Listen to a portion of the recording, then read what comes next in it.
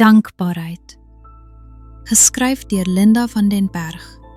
In die veld tussen eerens en nêrens stap ek tussen lang lyne gras wat speel en sing oor my vingers. Die vars lug van nuwe hoop bries teen my bloos wange. Ek pluk 'n handvol wilde blomme, vleg dit in 'n kroon, sit dit sag op my kop. Ek dink aan elke oomblik hoe Abba my gedra het toe ek te moeg was om nog te loop.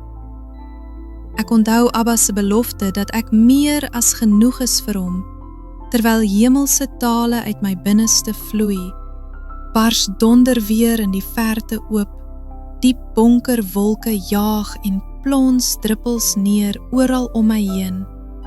Ek besef met eens sy seën reën op my, soos parels blink en briljant. Ek verstomme aan sy goedertierenheid. Ek onthou die beker wyn, sy bloed. Ek onthou die brood, sy liggaam, verbrysel, verniel vir my, en ek is dankbaar vir sy grootste liefdesoffer.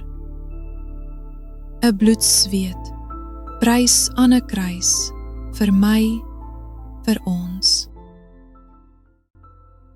Baie dankie dat jy geluister het hier by Boekwurm. Onthou om asseblief die hou van knoppie te druk en in te teken op ons kanaal vir nog verhale vol avontuur, liefde en misterie. Deel jou gedagtes in die kommentare, ons hoor graag van jou. Tot die volgende storie, mooi loop.